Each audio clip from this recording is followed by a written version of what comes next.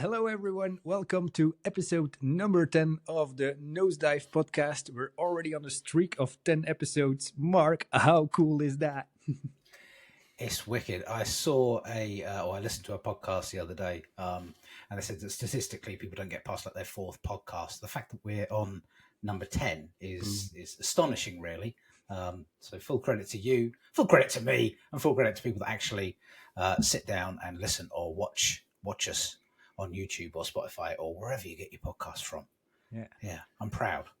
Very proud. Also on our skull broken elf in the background. No. Gergo, our third member of the Nosedive podcast, who's doing a lot of awesome work in the background, is currently shut down for a little while because, stupid accidents. Accidents are always stupid. Unforeseen rides. Never ride without that brain bucket. That's the message here, I think. Yeah, it happens. We all do it. I do it constantly. I just, if I'm so for example, if I'm making something in the workshop for Shred the Shires, and I need the one wheel just to see if it fits or if it's going to go up the ramp, or whatever, and I'll just ride it through the farmyard, which is all muddy and slippery and stones and gravel, and I don't bother with the helmet. But all it takes is one little slip, and I can smack my head. We all do that. We're all victims of our own idiocy sometimes, but so I know he's healing up, but I think it took a bit of a knock to the system there, definitely. Yeah, it's always in the small runs that you have the biggest accidents. I used to not wear protection for like grocery shopping, like commuting. That's what I thought it was, but the danger lurks in those little rides because you're a lot less alert.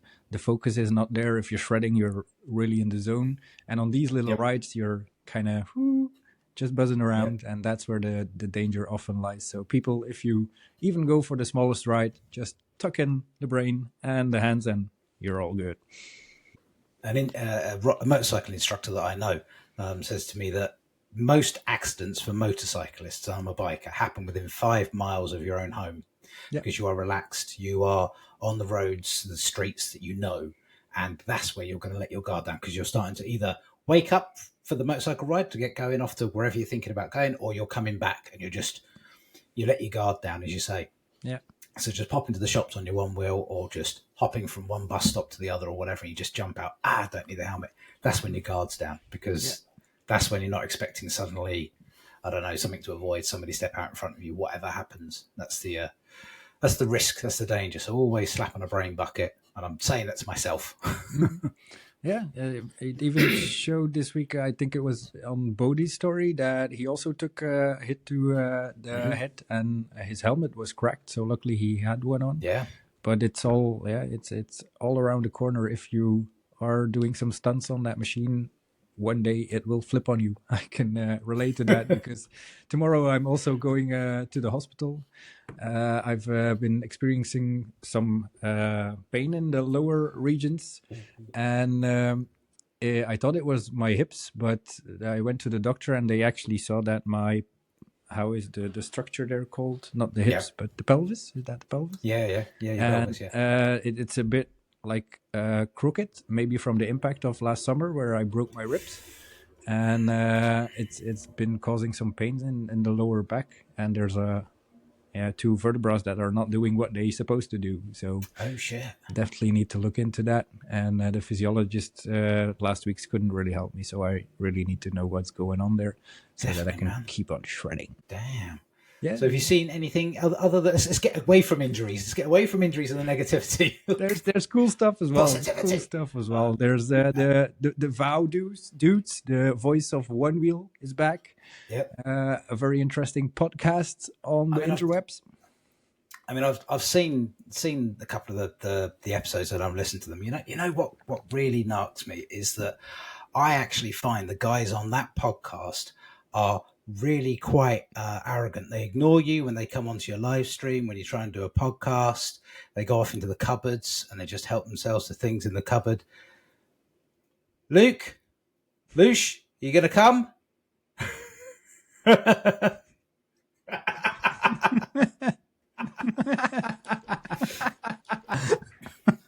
a minute. This isn't the voice. What is this? Man, you're on the wrong podcast. Sorry. Sorry, guys. My mom's here. My dog's here. This must be the wrong taping. It's weird, isn't it? It's very strange. I think I weird. must have clicked some buttons wrong there. Sorry, dudes. I hope you have a good show. What are you talking about today? We're going to be covering, well, we were just talking about your podcast. You guys being back in the loop. Vinie just mentioned it, and completely unprompted, which was absolutely fantastic. I was not aware. People aren't aware that we don't prep shit for this. We invite people and then we have a conversation. So you watching, listening might think this is prepped, but it's not. Vinie knew nothing about this. So yeah, talking about you guys, and then we're gonna cover the European Onewheel League events for 2025. So we've got a guest coming on to talk about that for the next, I say hour. Hopefully it will be an hour because it takes a long time to edit these things, which is why I'm jealous of you guys for doing it live all the time. Oh, I won't say that's certainly by design, my man. We do that for a reason. But we also wanted to kind of have a way for people to come together at the same time. It makes it a little bit harder while we're doing it. But then, yeah, you're right, man. The lack of editing afterwards is fantastic. But, you know, Mark will tell you, prep is tough for us too. And I'm always right up to the last minute of us going live. He's like laughing at me because I'm still doing the descriptions and all the stuff. But I'm excited to hear your guys' show, dude. I'm a big fan. Can't wait to hear about the European League. And you know, hopefully you're kind to what you say about us too, man. What have you got going on this week on yours? On ours, we're going to do just me and Mark because we haven't had a chance for people to get to know Mark and what he does for Oak City Onewheel. So we're going to be highlighting that, Oak City Shred Fest, get everybody excited again for Stokebird. You did a great job with Corey, so we'll just piggyback off what you guys did. You're doing a great job, man. Yeah. Super proud of you guys. Yeah. It's been fun. I'm glad. I'd love to hear more from Mark because I've been chatting to him for about half an hour today on Instagram. Well, we'll get him on your show. We got to get him on your guys' show. Hell yeah. So it should be interesting to hear what you guys have got to say with us. Thursday, Eastern Standard Time, which is 5 o'clock in the UK, 6 o'clock in Europe. There you go. Appreciate you guys. Have an awesome taping. Vinie, be good, buddy. It's great to see you too. Thank you so much. I was not expecting that. Keep up the vibes, dudes. Have a good show. Well, what an awesome surprise. Mark, you're always full of surprise. I tend to be sometimes. Yeah, that wasn't going to work because I missed his message back to me about half an hour ago saying, yeah, here's my email address, send me the link. And so yeah, there you go, little surprise for you. I knew if you weren't going to mention the voice of Onewheel, I was going to mention it, and then I was going to go off on a negative tangent. But yeah, that was nice to wind you up a little bit there for a moment. Definitely, that's cool. Nice. Yeah, I did. I was like, suddenly I thought Fabio was already there. So the guest of today was coming in early, I thought, but yeah, I couldn't recognize anybody. Fabio is not early for anything. They always run on Portuguese time, so we're still good. We're still good. So nice, man. So it's actually I was not aware about the podcast that they were doing back in the day because I probably started one-wheeling after it got off air. But the moment that they picked up some of the OGs here in Belgium were, Vau is back. So they still have the credits there. And apparently they built up quite the reputation back in the day. So really looking forward to what they're going to bring to the table. Yeah, I've enjoyed listening to the podcast, to be fair. It's been a pleasure just to hear kind of different ways of doing things, the way that different conversations that everybody has. And as I say, I'm interested in everything Mark has to say with his involvement with Oak City. So we were chatting for ages today about a question they posed, and I put it on our Instagram about why people don't necessarily attend one-wheel events. I twisted it on his head a little bit as to say, let us know why you also attend one-wheel events. And we had some great feedback from that, to be fair. Very, very quick. And we already have an addict in the comments. Well, and Andy Larkin, from Float the Highlands and Send It Surrey was like, I am an addict. So we're going to set up a little circle of chairs in the Nosedive bar at Shred the Shires, and he can talk it out with Dan as well from Portugal. The AOW, the Anonymous One-Wheelers, new organization. Something like that. I mean, one of the persons said, this is me. It's almost like I'm trying to be like Luch now with going to the comments in something because I don't know how to do that. But There was this riot on Instagram. Says the people connection shenanigans, unique experiences, overall happiness of a great time where all of your friends come together and chill. That was one of the comments as to why they go to Onewheel events. Opal came back with a long list. April, I cannot read all of this. I've gone through it. It's great. But one of the things that she had mentioned that a lot of Onewheel events have cater very heavily to off-road riding. And if you're particularly in the States where you get to ride on the roads all the bloody time, there's that balance of those that just, like you say, commute to work, go along the pavements and stuff like that. And then all of a sudden it's forest trails and it's field trails and stuff like that. So there is an argument there that people might not feel they have the skill set, but I've experienced it, and I imagine you've experienced it, everybody else as well. Once you are riding with people on those terrains, there isn't any kind of, oh, shit, we've got to wait for the slow rider. It's just, we're just chilling. Everyone's just chilling, and you gain those skills really, really quickly. So I think it's going to events enables you to boost your skills quite a lot, I think. I feel like here in Europe as well, we at least have to ride a decent 2 hours to get to a good trail spot. We have some trails in the forest everywhere, but to get to some decent, well-maintained trails, it's about 2 to 3 hour drive for us. And doing that by yourself is not that easy. But if you know there's going to be a group of people there and you can tap into that energy, it totally changes the game. That's I think for some people, I feel that one of the things she's mentioned is that it's, the cost of the travel can take 3+ hours to get to different events. I think if you just go to one event, you will absorb the energy and the vibe of that, and that will make you want to drive those 2, 3, 4 hours to an event wherever it is across your country. Yeah. Or for us across Europe. I think it's bite the bullet, go for it, and enjoy yourselves. I want to say it's Portugal time, but we made Fabio late this time. Yo, Fabio. Made it. Yeah, man. Well done. All right. How are you guys doing? Hey, we're good. We're good. Oh, How are you on good old fashioned UK Portugal time? Are you well? Very well. Very used to this timing. So excellent. For anybody that hasn't realised, I'm shit with getting the times right. I don't understand that the rest of the country works on a different clock because I'm English and that's the way we're brought up. The world revolves around England. There you go. But Fabio, some people won't know who the hell you are. So Fabio, who are you? I don't blame it. I'm just a dude living in the south of Portugal, and I ride Onewheels. And it's mainly one of my, if not my most favorite thing to do in the whole world. Is riding Onewheels. Fabio, shut up. Yeah, shut up. I don't allow people to be modest here.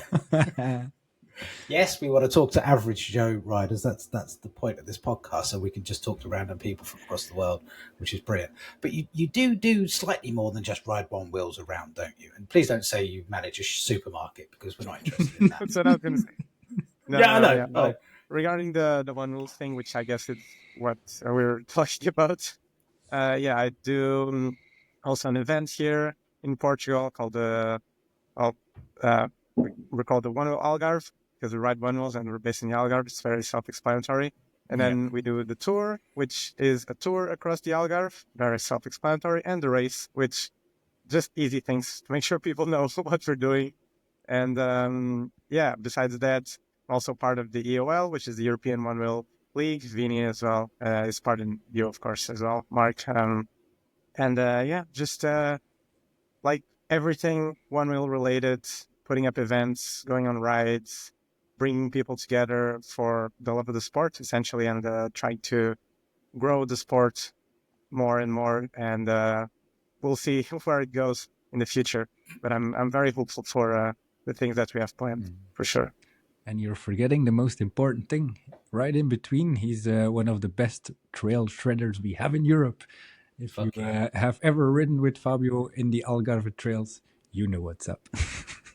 Yeah, I do a little bit of trail riding as well, yeah. Oh, yeah. The best trails. They are the best trails. I've had a little play, had a little dabble in the summer, not as much as everybody else. When you combine the trails with the views, it's insane. It is fantastic. And I've only done a little tiny part of your local town, let alone the tour that everybody takes part in.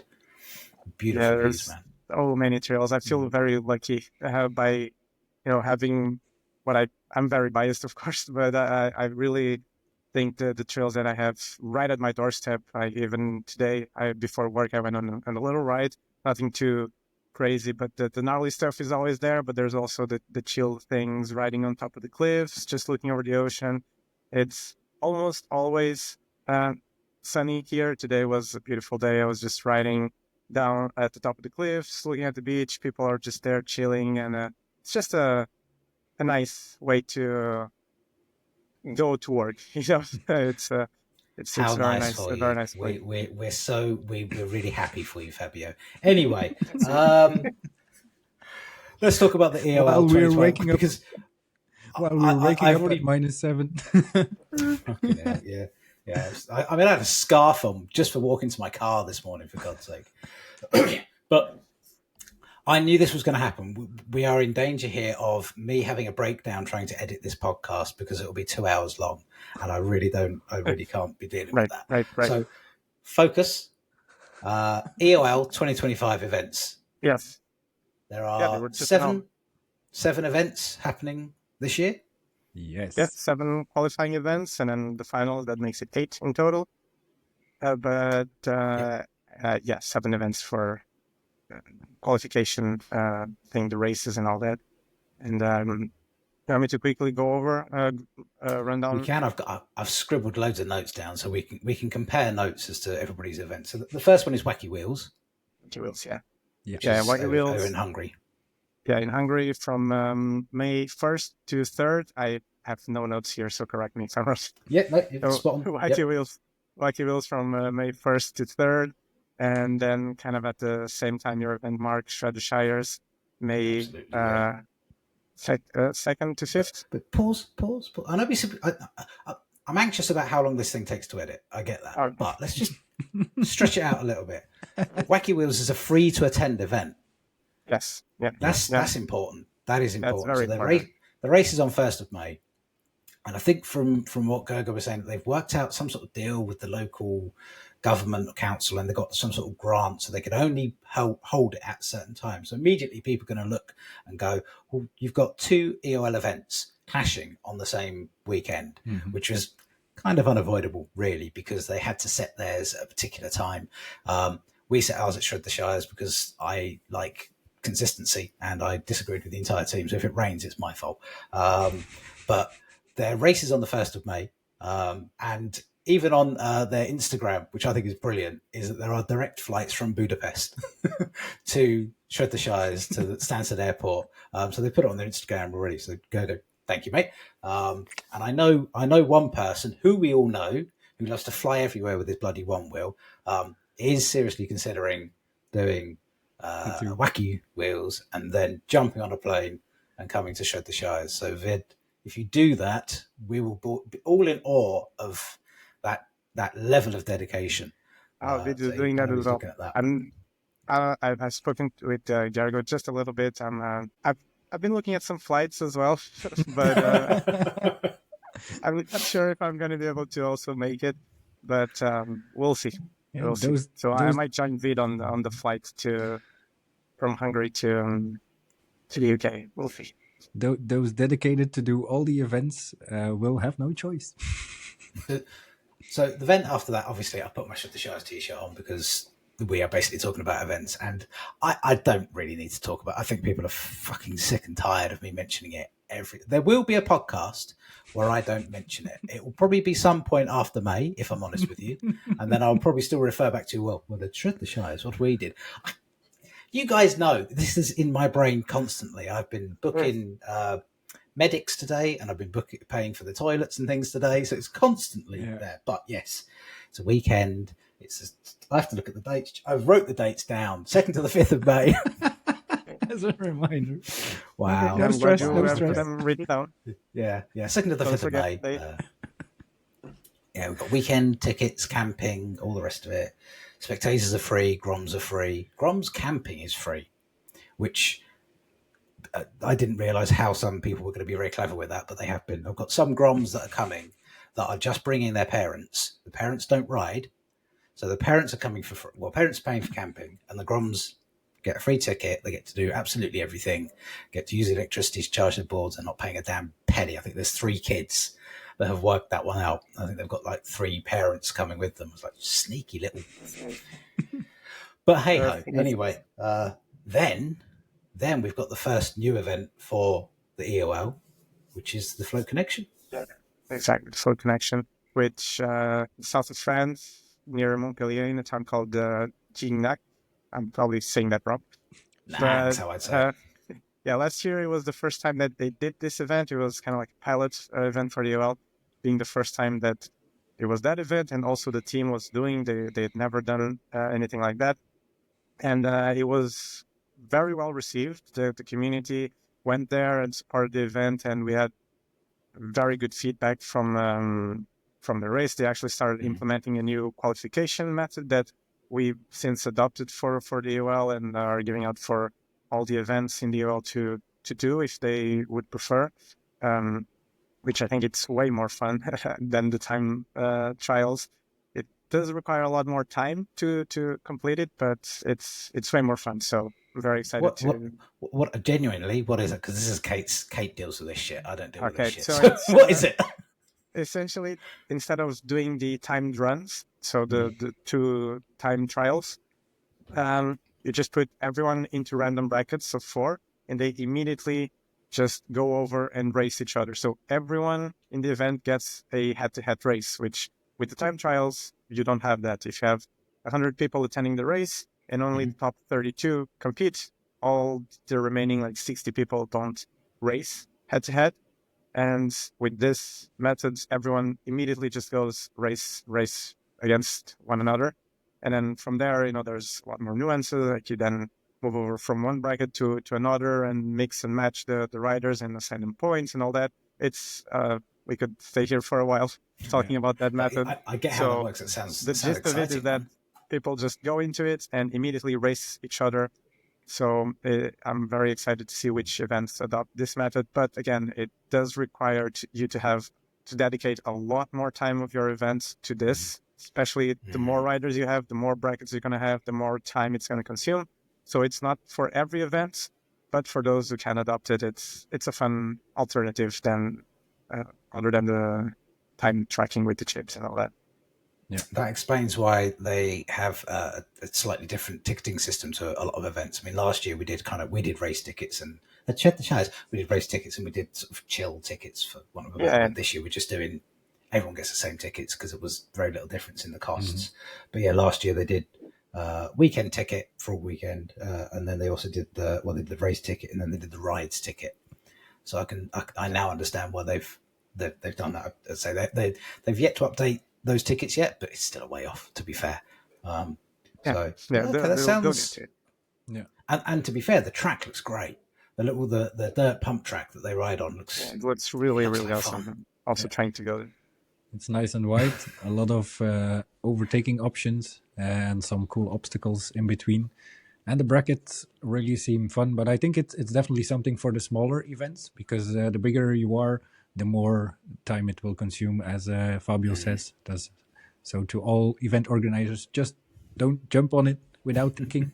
Really figure it out. We have a racing standard available that can explain you the whole method. So definitely look into that if you're interested.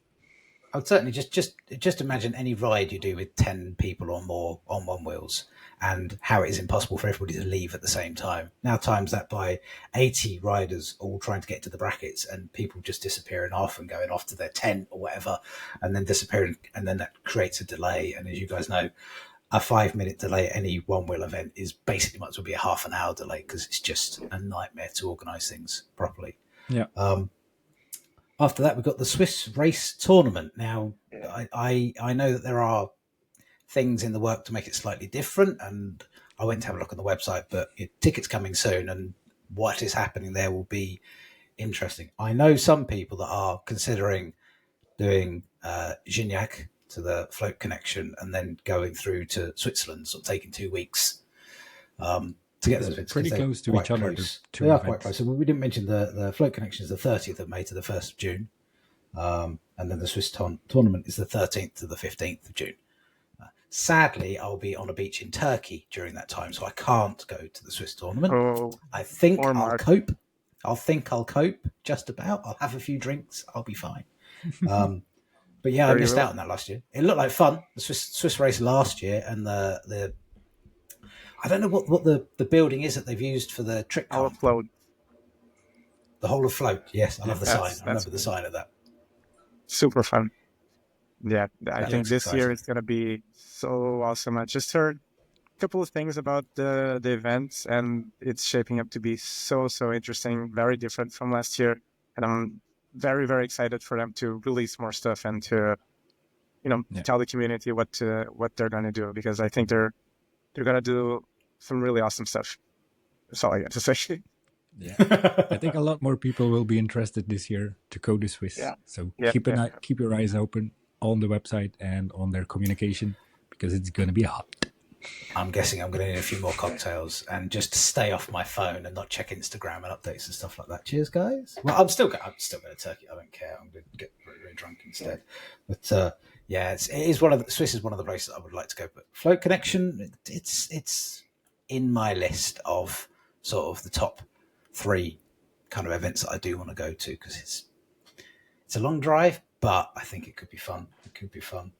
After that, very quickly after that, literally, was it 5 days or so? We've got the It's literally I the never, next weekend. I never know whether I say it right. It's the Maru Shredfest, so the 20th to the 22nd. Yeah, and I also the know Czech- some Czech people. Republic. The Czech Republic. I also know some people who are going to Switzerland to do the Swiss race tournament, and then going to Prague for the Maru Shredfest, because they're so close together. So you can also just take a week off and do both events, because it's one weekend and then the one right after that. So you can take a few days off, explore a bit of Switzerland, then go over to Prague, beautiful city as well.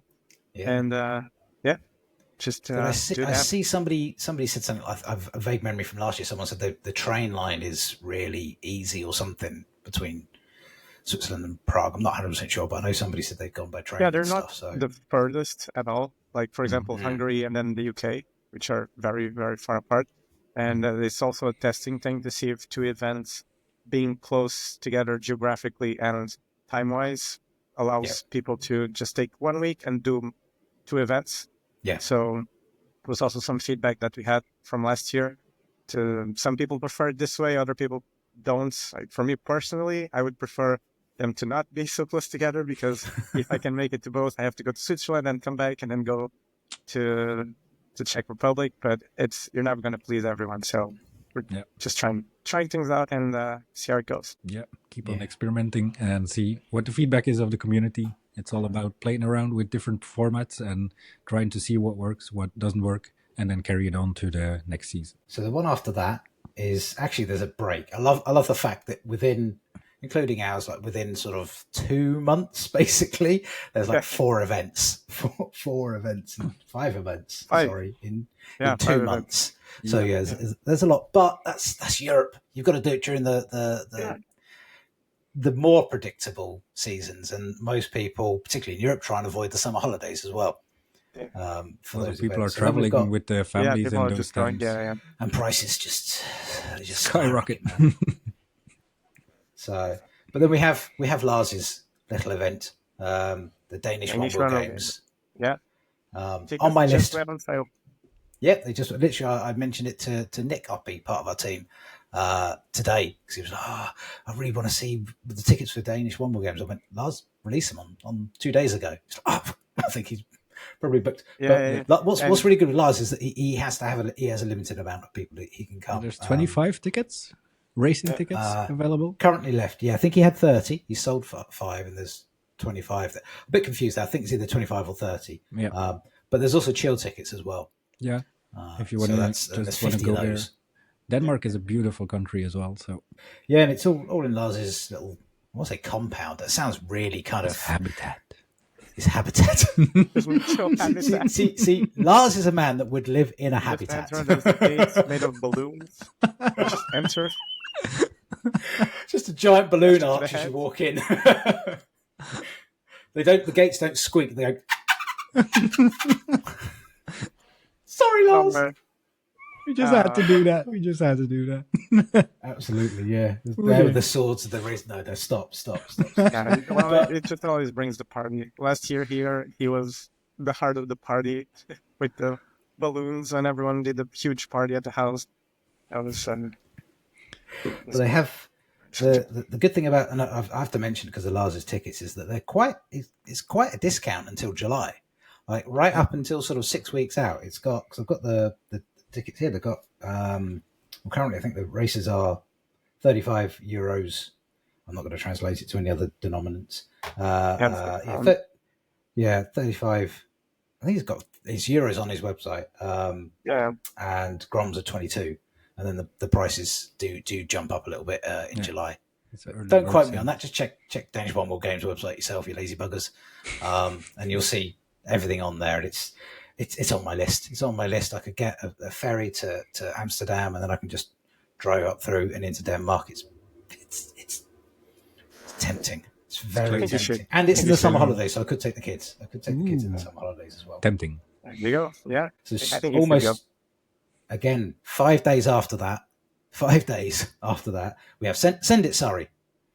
Yeah. Another new event for the EOL, and again, a pilot event in its entirety. Oh, we have a little tweak there.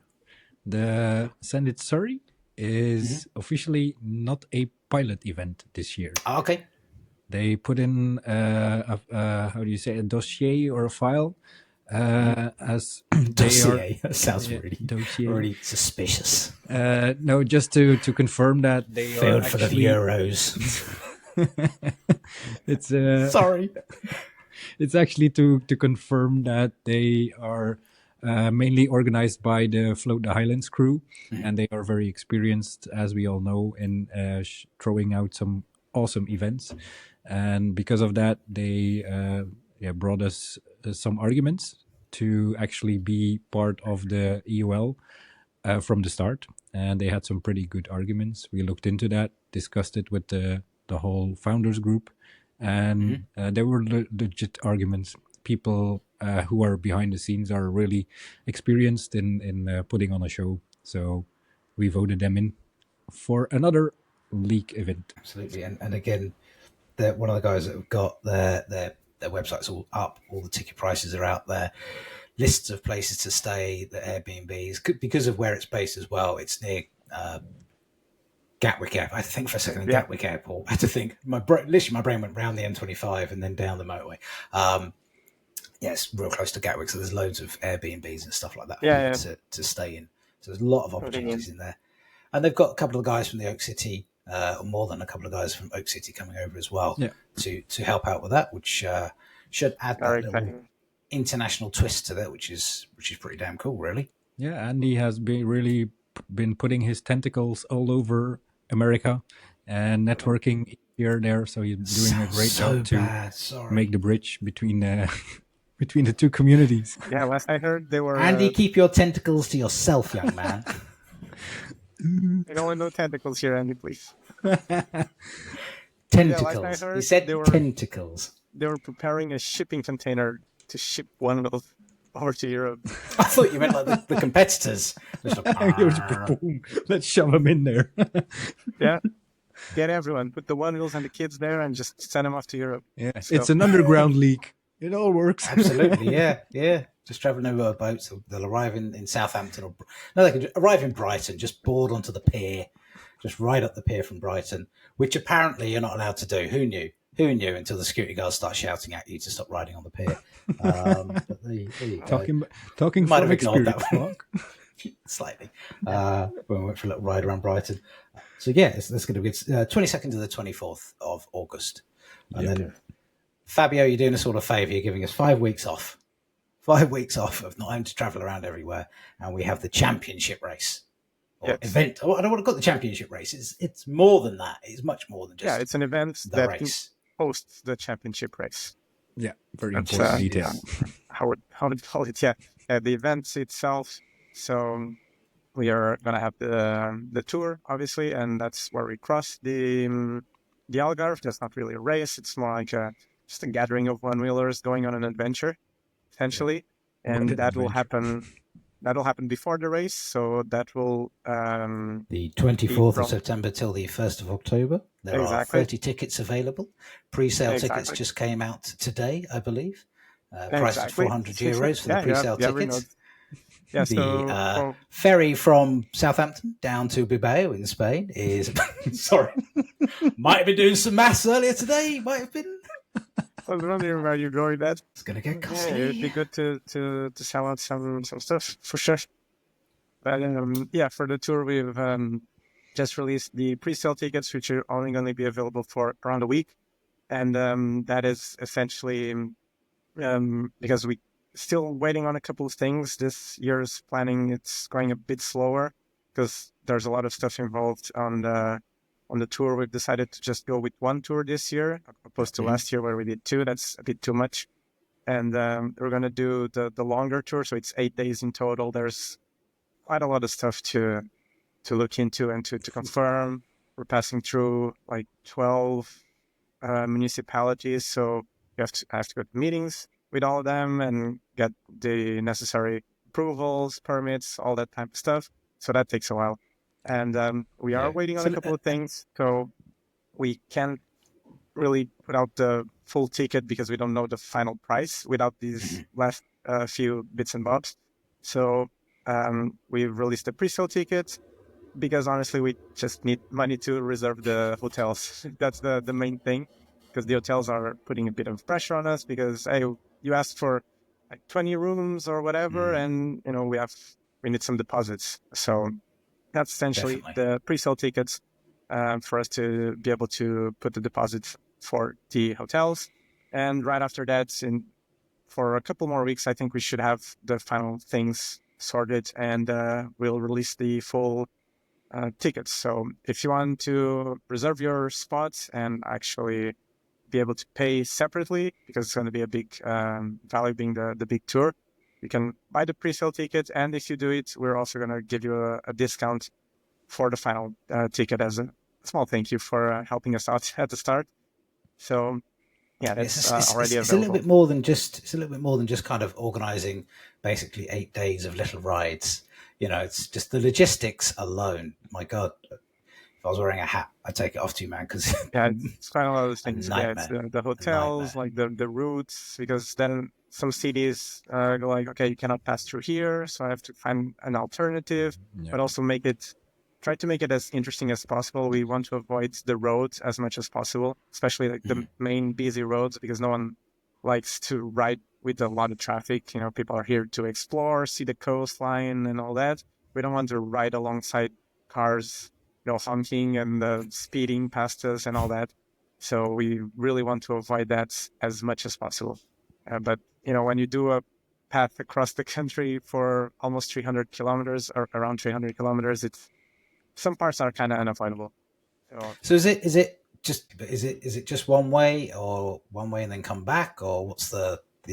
So we meet at the center, which is where we do the race, which is the middle point in the Algarve. From there, we take a train to the border, Portugal and Spain, on the east side of Portugal. Then we cross the entire country, ending up at the end of Europe. It's literally the last point in Europe before the Americas. And from there, we just take a bus back to the middle point where we met. So technically, you go back and forth, but with a one wheel, you just go one way, from east to west. And how much kilometers is that in total? If the path that we take, it's around 300. It's just gonna depend. That's the average that people do. Some people do a bit less, some people do a bit more, because some parts on the trails we ride around, we have some fun. So if you don't ride as much in those parts, you do a bit under the 300. If you just keep riding, you do a bit over 300. I had a guy a couple of years ago did, I think, 330. I think that was the most that I heard someone say, I did this amount of kilometers. That was quite a lot. It's quite funny if you when I was in Portugal and I sort of brought up the One Wheel app, and I was looking at the rides. When you suddenly see the Algarve tour rides, and sort of ride, stop, Yeah, it's charge, just ride, right, stop, right, charge, right. ride, stop, charge. Normally if you go somewhere, you go, oh, someone's ridden around here. They've done like 5 miles that way and they've stopped, or maybe they've stopped at McDonald's or something and charged up and they've done sort of 30 miles or something. But just looking on the app, and it's like, did this person never fucking stopped? It's just like, Yeah. it's quite fun to look at. To be fair, I'd say anybody who's got the One Wheel app, just go over to Europe and just zoom in, look for the rides, and you'll see the 300-mile. You'll see a bit of the routes that people have done previously, and it's impressive to see. It really is. It is. Yeah, it's quite challenging. Although the way we're trying to do it now with the bigger tour, we have essentially 2 days of non-stop riding, and then 1 day where we kind of do some extra activities. It all kind of depends on the weather. So what we have planned our Sleep. main thing. Sorry, Sleep. sleep. Yeah, I've seen the Instagram videos. I've seen people going, the sun is still not quite up yet on the horizon. It's 5 o'clock in the morning, Fabio. What are you doing to make it sound so much fun? Extracurricular activities. No. Sleep. If there's light out, we ride. Okay, I don't make the rules. That's what's written on the contract that everyone signs. So I don't care. When there's light, you ride. We ride, and then when it gets dark, everyone loves a night ride, so we also ride. Put your torches on. Yeah. You switch the lights on, and you ride. There's still light. So I assume you have a support vehicle going along with you. Yeah, we have to, of course, we have a big van that carries some extra on wheels. It carries the luggage from all the riders, so we don't have to have a big ass backpack. Going on with little wheelie suitcases behind you, Definitely going down the trails. Yeah, that would be something else. But yeah, doing that with a backpack, carrying all your clothes and all that, it's Heavy. It is quite painful on your back. No, I've done that a couple of times when I first started, and that was quite the adventure at the time. But yeah, we have that. Last year, we also had on the big tour a private chef that went with us the whole tour with a food truck. Fancy. Yeah, of course. And Gergo, it was amazing doing some typical Portuguese food along the way for the lunches. And with that, we could just stop at a place with a nice view, set up a couple tables. He would prepare the food. And then we got there, we put our boards charging, go eat next to the riverside or whatever it was. And that was a lot of fun. So we'll see if he can make it as well again this year. It's one of the things we're currently waiting for. Got to know those numbers. We're really going to try to make that work. Yeah, logistically, I think logistically it's also a very good support, because if you have to put everybody on a table in a restaurant, like versus doing a food truck that comes along to the spots that you want to go, it's definitely a plus. Yeah, just a couple years ago it was literally roll up with 30 people. Yeah, gosh. So we end the tour. Listen to me. I've bought my ticket already, haven't I? The tour ends on the 1st, and then you might get a few hours sleep, and then it's the championship event. So and then it's the big race with all the other races as well. Yeah, you just call it the race event because it's mainly races that are happening. So the tour is more chill, casual thing. Yep. Even though we're just nonstop riding. And then the race event is like competitions and games and prizes and all that. So it's very different concepts. If you're into competitions and want to win and go against other riders, then the race is for you. If you like to be together with a big group, ride, then the tour would be the place for you. And for the race, we're just going to start right after on the 2nd, mostly with some group rides, and we're finalizing the track. And the competitions officially kick off on the 3rd. And the 3rd is, we call it the mass race day, where we have, it's mostly on the trails that we have right next to the racetrack. And we pretty much spend the whole day there in the trails. We just come back to charge, eat, and then go back to the trails. and we do a mass race in the morning, a mass race in the afternoon, and they're very, very fun. If you've never done a mass race, they're so much fun. That's why we do 2 of them, because they're really. Yeah. I love them. I love to do them. I love to ride in them. It's just chaotic everywhere, especially the one that we do, called the Infinite Race, where the track is kind of shaped like an infinite loop, and the point where they meet, it's a steep ass downhill where everyone's just kind of falling over. I'll and throw in trying- some pictures. I'll throw in Yeah, some yeah. pictures from last year. Yeah, you were there at the base of I enjoyed it. that hill.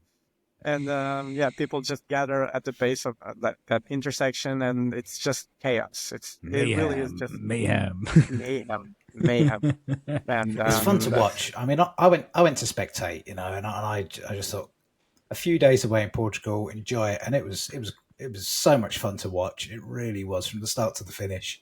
And the fact you can go and pick a corner anywhere around the course really to go and watch, but the hill was the place to be. Let's face it. The hill is the place to watch. To watch the carnage, or just the downright just skill of some riders, and obviously just to hear people shout, "Anyone got any water? My one wheel's overheated." That was always a little bit amusing. Yeah.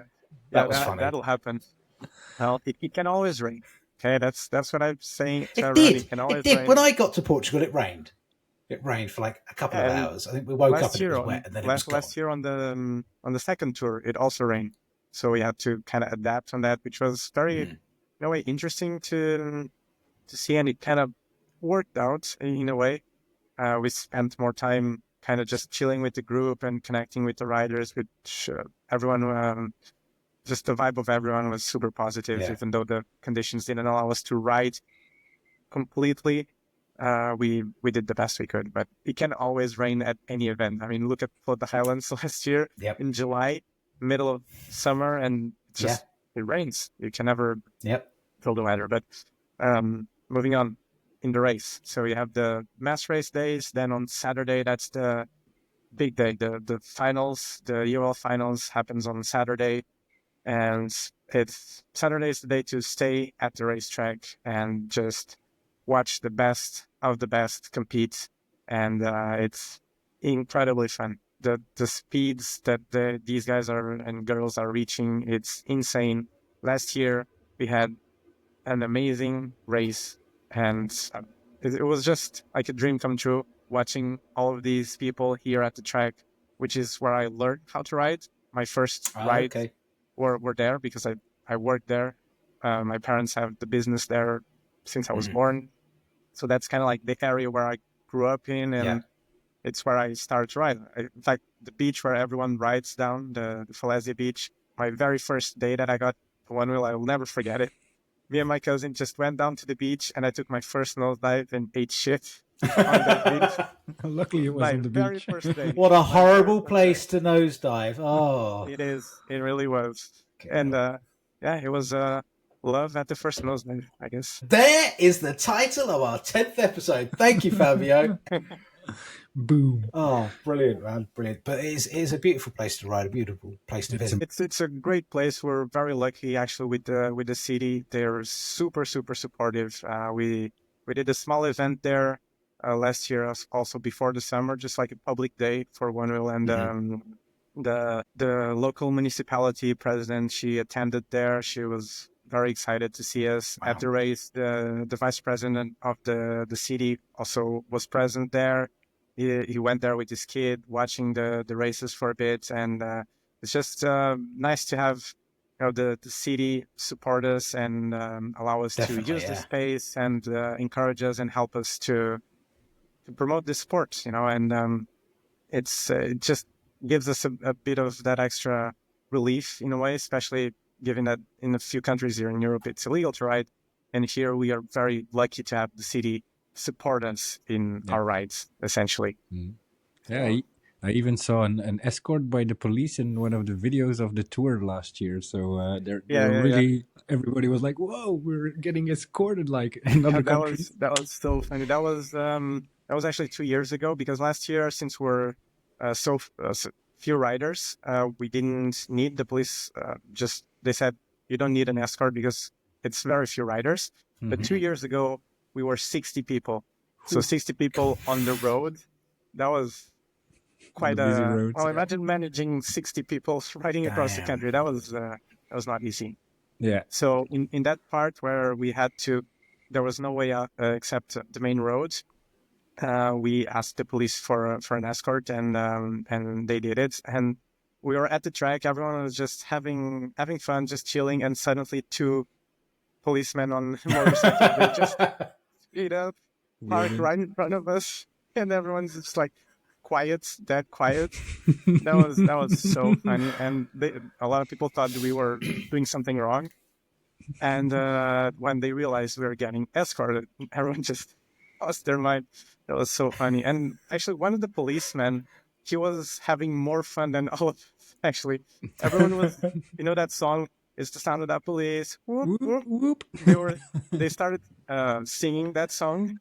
And in the part where you go whoop whoop, the guy turns his sirens on to do the whoop whoop. Man, that was so funny. He was just riding in front of us, beeping at the cars, telling them to stop and everyone to get off the road. Nice. That was quite a moment. I know Vince has something to do with that. He was playing that on his story on the Instagram, so he's definitely got some roots in there. Yeah, they were at the front. Obviously, everyone recording. Cool. That was quite the moment with the police escort. Nice. I was gonna ask you for some epic moments, but you just keep throwing them out there. So this is a man with stories, man. That's why we have you here, Fabio. Yeah. It's just stories after stories. So it's nice. Yeah, they keep on coming. So cool. Getting back on track. So the race day is Saturday. We'll see what this season brings to the table. Mm-hmm. I know Alexis, after what happened last year, he's so eager to go back to it and race. I have never seen someone throw a one wheel quite so far. He was upset. Let's just say that. It is what it is. Yeah. But we'll see what happens. I know Alexis and Jay are really at the top of their games right now, and I'm very, very excited to see if they're gonna battle it out. Because that was a race that I was really looking forward to see. Everyone wanted to watch. That's racing. That's racing. Yeah, exactly. Anything can happen. Especially if you ride electric boards, we still have that component in there, which can always go wrong. It can always fail. Yeah, exactly. So I mean, besides that race, we also have another super chaotic race called the Apocalypse Race. Unfortunately, last year it didn't go quite well. If you remember. Oh, I get to do it again. Insert picture of Jaffa here. Get out the old ones. This is great. I don't need to make new pictures this time. This is brilliant. Yeah, just recycle the shit from last time. Yeah, I mean, we're getting to that point. Definitely gonna need to put more and more warnings, and I'm gonna just go every hour. I'm gonna yell on the microphone for people to be careful because we beat the record of hospital trips and ambulance calls last year, both on the tour and on the race, actually. Okay. I'm even afraid to remember how many people we sent to the hospital. Cancels ticket to tour. I can't afford to be injured. Go to the beach in Turkey. Yeah, man. Good to stay there. Get some new turkey teeth. I need them. Get some hair, get a nice little hairline in there. Yeah, man. It's all cheap. Why not? Get a buttock tuck, be lovely. Come back and you, girl. Yeah, hopefully this year it'll go better. But essentially, the Apocalypse Race is a mass race in the racetrack where everyone just kind of races at once. There's brackets, 20 people per bracket or 30. It's just chaos. That's all beer races. Yeah, beer races. Beer races, yeah. It's just madness, and then accidents happen. I mean, when Jaffa fell, I didn't even see it because my back was against the place where Jaffa went because Vince fell. So I was looking at Vince because he just crashed. And then suddenly I see everyone just swarming and then there's Jaffa. And I'm like, shit, okay, maybe this wasn't that a good idea. But the funny thing about, I guess this is Jaffa, being Jaffa.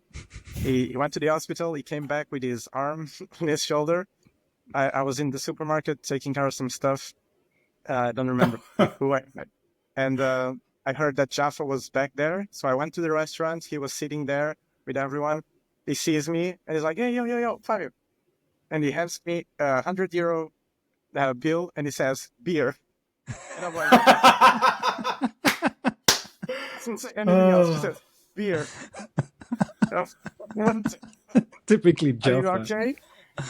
What? Are you okay? Like your arm? What the hell? What the hell? And it's like, no, just give me beer. Like, what beer? Just €100 worth of beer. It doesn't matter. So I don't know. These bloody tourists, they come to the Algarve, they just wave money around, they expect you to bring all their drinks to them, Fabio. You know, don't let them treat you like that, man. It's terrible. And, there was a lot of beer. There was a big party, and I heard everyone had a great time. I wasn't there for it was a good party. And, I heard it was amazing. Everyone with some balloons with some things on their head. And I heard it was, as long as people were having a great time and no one got, I guess, seriously injured. I don't know what to say. Hopefully no one gets injured. But after last year, we're really going to have to, reinforce the safety aspect. I think that's something we've been discussing in the background. And after what happened last year, we really, really, really, really want to do something about it. It's not really a good thing to have like 4, 5, 6 people going to the hospital at an event. So even though no one got really seriously injured and the community's vibe is always good, this is really something we have to avoid if at all possible. You can mitigate certain risks. You can stop certain things from happening, but you can't. It doesn't matter. We were saying just at the very start, because Gergo's injury recently. You can do everything you can do. Shit's still going to happen. It's still going to happen. Someone's just going to be. I mean, not even Vinny's ribs. You weren't even barely moving, and these things happen. But if you've got the provision there, that's the main thing. Crash. And went to the hospital. Yeah, I guess you'll never know, and especially when we are racing, so we're trying to push our boards to the limit and going faster. That's it. Year on year, people's skills are going to increase, and so they are going to go faster and faster and faster, and be able to do bigger drops and bigger jumps. And it doesn't matter how much you try to ensure that those accidents don't happen by reminding people to ride safely. They're going to ride pretty hard in a race. So it's just making sure that people are aware of that, and that we have the provisions at all of our events to make sure that if something happens, people are going to get that support they need as quickly as possible. I think that's the main takeaway for most people that run an event, is that shit's going to happen, but as long as you've got something there to mop up afterwards, so to speak, that's the main thing. We do try to counter that as much as possible with the EOL and the regulations that we have out there, but there's still a form of risk that if you race, something can happen. So it's unavoidable. Yeah, I guess. Come back to the negative stuff again, Vinny. We said we spoke about this at the start. We went down we've gone down the negative route. We talked the positive bit, the positive, the bias. Tell you what is a positive about Portugal: those little cakes. What are they called? The little. I don't know. That's what you said, exactly. Yeah, little cakes. It's called pastel de nata. It's like little custard tarts, and they're good. Yeah. They're really good. One of the best breakfasts you have.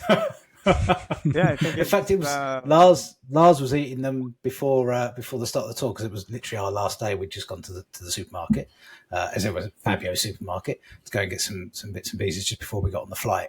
And Lars had just sat there. He apparently bought the last box of them, and he was just like, "There's 2 in the box." I think it was Jonas or somebody said. I actually have them downstairs if you want a bite. I think I'll grab one. It's one of the best treats that you have in Portugal. Definitely. Yeah, it's really like a national treasure, and that's why at the little goodie bag, I've always made sure to include one in each goodie bag if you buy a ticket for the event as a little welcome to Portugal. So, which has been getting very good feedback over the years. So actually taste the culture. So just for anybody's reference, they're in Fabio's supermarket, because that's what everybody calls it. They're right the way down the very far back. I think they're on the left-hand side in the corner there. They were tucked in there quite nicely. It's where I bumped into Jeff probably every single day, basically. Jeff was in the supermarket before we went to the event, and even on the last day he was in there. It must be the central point for all the Airbnbs. So but that's where. I guess so. I guess Yeah. so. People jokingly say the most international wide world known supermarket or whatever. I reckon so. You can go up there and there's either one wheels parked out the front or they're leant up against the tills.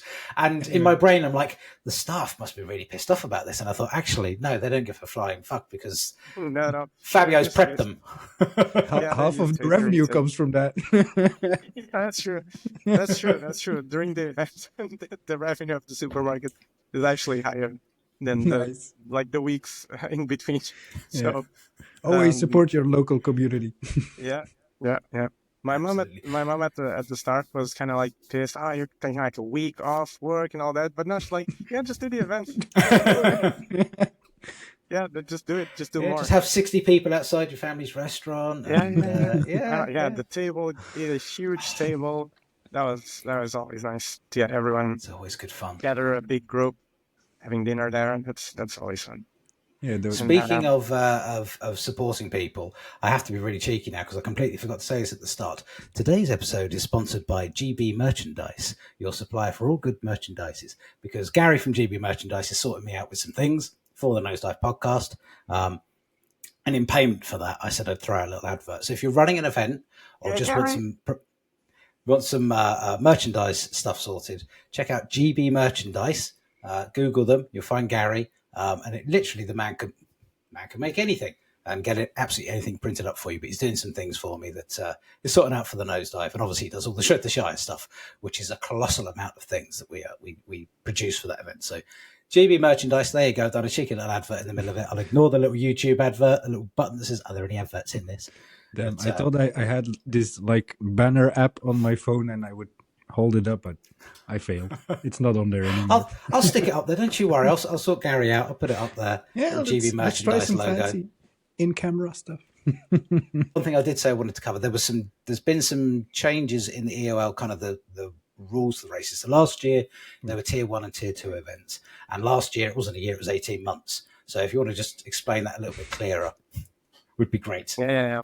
Last year we had quite a lot of events and a lot of new events coming in. So essentially we decided to have tier 1 and tier 2 events. So the tier 2 events, which were the more new events in a way, they would have more relaxed rules and regulations. Let's say like that. They wouldn't have to follow such a strict set of rules to also be awarded points for the ranking. And they would award a bit less points, but they would also be a part of the EOL. And this year, we've decided to scrap that and have all events be worth the same. We'll see how it goes. Last year was a test. We feel this year it's better to have it like that. And we're, like I said before, everything in the EOL is still experimental, and we're trying to find the right things to have it set in stone and to move forward so that people. We hope to get to a point where every year is the same and people know what to expect. A big sports thing like Champions League or whatever competition it exists. It's like the snowboard competition, World Championship. All those things have strict guidelines that they follow every season that they do it, and that's what we also hope to achieve, to be predictable in a way, so that people know exactly, this is happening because of this, and this is what's going to happen, and we don't change things every year. Like 1 year there's tier 2 and tier 1. Next year there's 1, 2, and 3. Next year there's no tiers. Next year there's 5 tiers or whatever. Everybody wins. Everybody wins. Yeah, you're all a winner. So we're still trying to figure out the right balance and all that, and I think we're moving on the right direction. In the background, there's a lot of work in the background, even though we're being kind of quiet in the UL for the past few months, since the finals, essentially. Rest assured, we have been working quite a lot, and it's just delays happen, and working with such an international community, everyone has their own lives, their own things going on, so we all do this for free. Yeah, exactly. We all do this for free. Everyone that sets up a single event, we're not. We're all volunteers, one way or another, whether it's by agreement or just by relation. We're all volunteers. Exactly. So I think you're right. It's because there are so many different events, and there's so many different ways that the races take place, the place that they take place with, just cultural things that can be different as well. So it's difficult to find those standardized things, wear a helmet, wrist guards, things like that. That's, you got first, second, third places, all that sort of stuff. But even just things like the variation of sort of ages for groms and stuff like that, there can be a difference depending on where you are. And it's nice just to basically, you need a good couple of years just to kind of work out what works for everybody, and then this is the base, because it's not feasible for everybody to have digital typed races. It's just cost wise, implemented the technology stuff. We're lucky in the UK, we've got Adam that does that, and he's absolutely, it saved us in one of our races. I think it was like 1/100th of a second difference in one of the races of the clip. And you can't always have that everywhere, because it's just, some races are in the middle of nowhere, somewhere you don't have the power supply and things like that. So it's to get that standardization is key, but you just got to wiggle around a little bit and find out what works best for everybody, and say, this is the baseline, go above it, fantastic, but don't. Yeah, I think the biggest challenge there is to make sure that the events can still hold on to their own identity while trying to make some things uniform, so that you get that familiarity. So check that's my English to Belgium translation there. Yep, okay. Throw that into ChatGPT. No, I think that's the biggest challenge there. We really want to make sure that people can set up their own event, and then the EOL being a part of that is something that you can implement into an event. But we don't want to take over an event with the EOL. They still need to have their own identity. We just want to have that one race like a bit more regulated, so that everything is as fair as possible. Yeah, exactly. It's important. Yeah, it is important. I think as long as we're not all pledging allegiance to the EOL flag or something, that's when it starts getting in Lars's habitat. It might get a little bit weird, dancing around the fire with his special wine. No, they're dancing in the fire in Denmark. Sorry, that's of course, a tradition there. Vikings. I think that's called a pyre rather than a fire. I think that's a funeral pyre. None of those, thank you very much. So, Fabio, how many events are you going to make it to next year? How many do you reckon? Okay, so I know for sure the ones that I have 100% guaranteed I will go. Shred the Shires, the Swiss, and Danish. Those three, and in Portugal as well. So, if you want. 4, I think I should go to the one in Portugal. Those 4, I will for sure go. Unfortunately, sanitary, I'll pretty much say I would say 99% sure I won't be able to go to that one.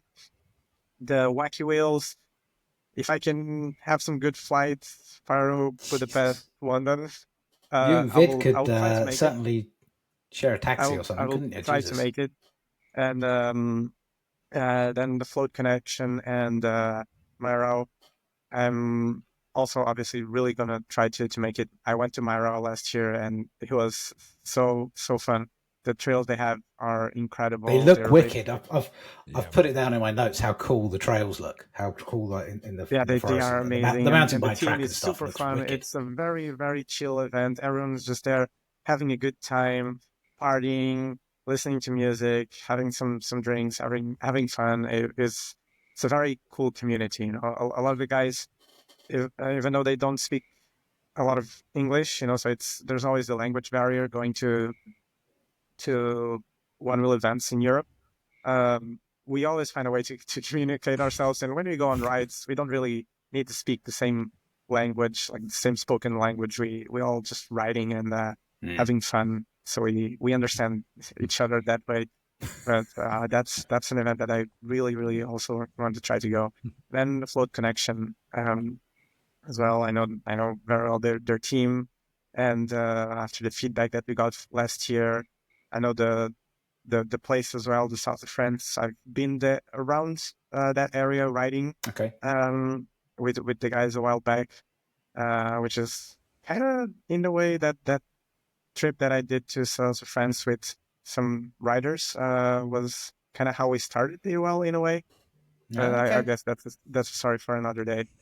But you'll have to essentially come this back event- in between that gap, in between that boring 6-week gap during the summer. You'll have to come back and do a review, and we can go through the races and the events and do kind of a recap of all the races before the championship race, because we've got nothing to talk about for 6 weeks. But yeah, that's those are kind of the events that I'm obviously, if I can, I'll go to as many as possible. The ones that I'm not going is really because there's no chance at all that I can, whether it's for work or I don't have the money to spend to go to the events or whatever it is. I always really want to go to as many as I can. There's also another event that I hope he keeps doing, even though it's not an UL event. There's two actually. There's the one in Hungary as well, the Balaton Karika, which is not a race, but it's like the 2-day ride where they ride around the Balaton Lake. That's also in the middle of August. So taking days off in August for me is super hard. I'm going to take them for the Danish Onewheel Games. But the others, it's kind of tricky. And then there's the one in Slovenia that Vid does, which is essentially just casual group rides, super fun, just riding around, nothing too serious. And they did it last year. They did it 2 years ago, I think, just small groups. And I really hope he keeps doing it because I really want to go there. I've never been to Slovenia. And there's no better way to explore a new country than going on a one-wheel trip.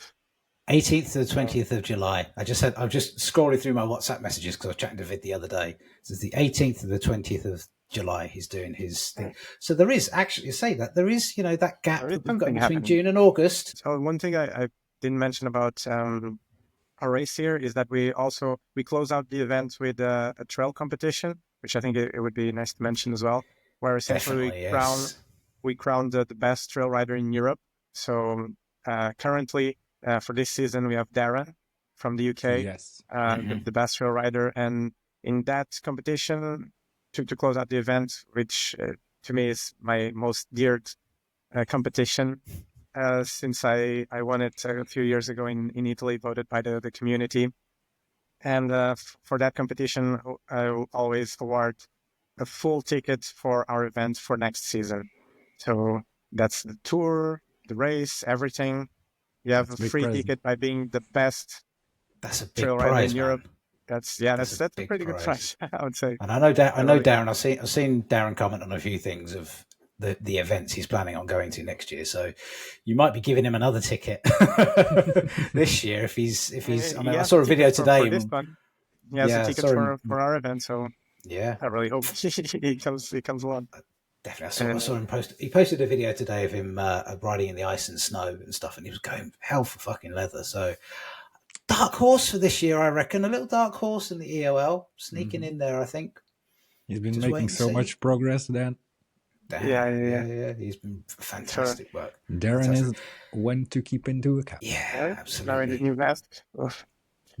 Big tire. Fabio, go. We're going to let you go. Okay, fine. Damn, this is going to be... Turn the camera off.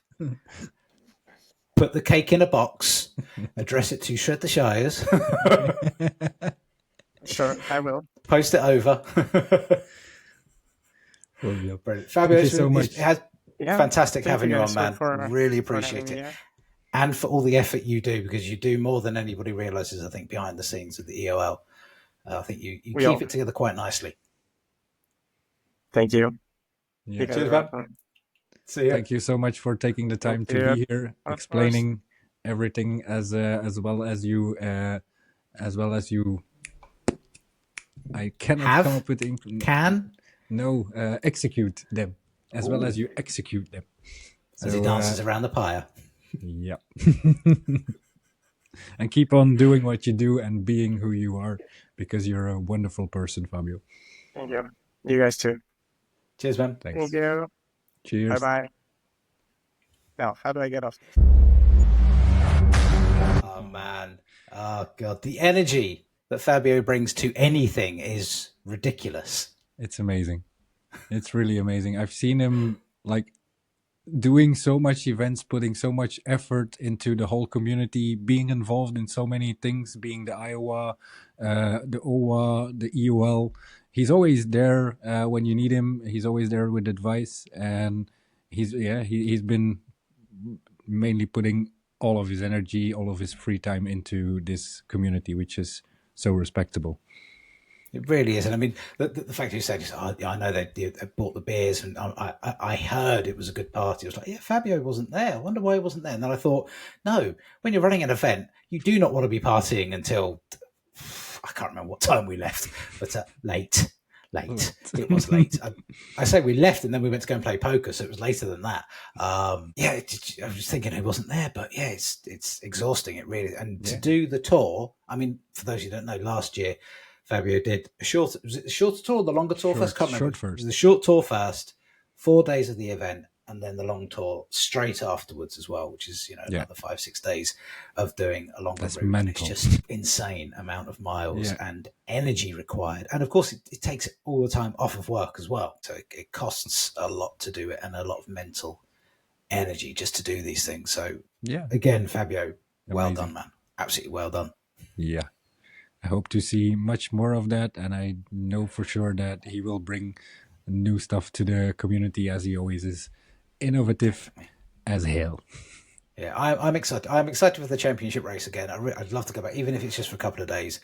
I was there as a tourist as well last year because I was still recovering from the injury. And it was just so nice to be with the community, be with your friends, meet new people in the most beautiful sceneries that you have, and the most amazing weather in that time of year for Europe.